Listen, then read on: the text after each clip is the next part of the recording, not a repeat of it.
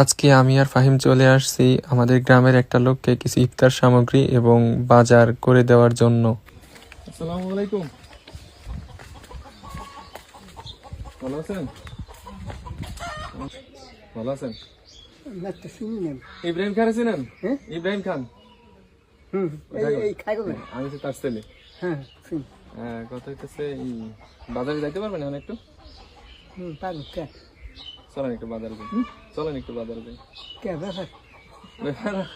দেখি কিছু করা যায় কিনা। চলেন। আচ্ছা,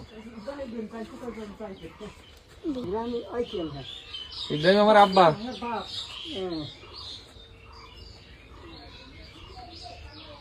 আমি আগে থেকেই আমার আব্বুকে ফোন করে বলে রেখেছিলাম তার জন্য কিছু বাজার সামগ্রী প্যাকেট করে রাখার জন্য। এখানে কিছু খেজুর, মুড়ি, চিরা, ডাল, চিনি এগুলা রাখার জন্য। তো এখন এগুলাকে একটা ব্যাগে ভরার পালা। আমি একটা একটা করে ভরতেছিলাম। প্রথমেই ডাল, তারপরে চিরা ভরলাম, এরপরে আসে খেজুরের পালা। নিতে চাইছিলাম, বাট পরে আমি চিন্তা করলাম যে চিনিটার এক সাইডে দিয়ে দিই, খেজুরটা যেহেতু নরম, তাই এটারে পরে দিছি। মুড়ি দেওয়ার পরেই খেজুরটাকে দিয়ে দিছি একটু অন্য সাইড করে। আব্বু বললো যে এই সাইডে না, অন্য সাইডে দাও, তাই আমি অন্য সাইডে দিয়ে দিলাম। তো এখন আমি পে করতেছি আমার আব্বুকে এই প্রোডাক্টগুলোর জন্য। এরপরে চলে যাই চাল কিনতে।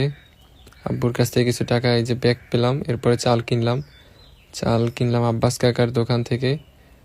বস্তা নিছিল 1370 টাকা। হ্যাঁ, 1370 টাকাই নিছিল। এরপরে উনি আমাকে কিছু টাকা ক্যাশব্যাক করে, যেহেতু আমি 2000 টাকা দিছিলাম তার কাছে। এরপরে চলে যাই ভ্যান ঠিক করতে। কয় টাকা দেওয়া লাগবে?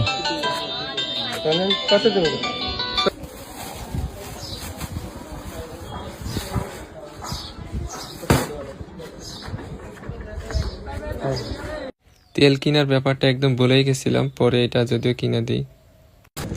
এইটা আপনি ধরে বসেন, ঠিক আছে? ধরে বসেন, ওটা কিন্তু মুখ কিন্তু একটু খোলা আছে যাতে পরিটরে না যায়।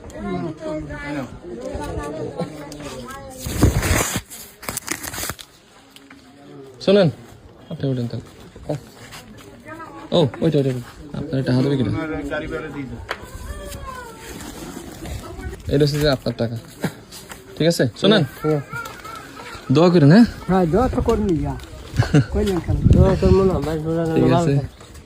তো শেষে তাকে গাড়িতে করে একদম বাড়িতে পাঠাই দিলাম এবং সে খুশি মনে যাইতেছিল। আপনারাও চেষ্টা করবেন আপনাদের আশেপাশের মানুষগুলোর দিকে নজর দেওয়ার জন্য, যাদের আসলেই সাহায্যের দরকার। সবাই ভালো থাকবেন। আল্লাহ হাফেজ।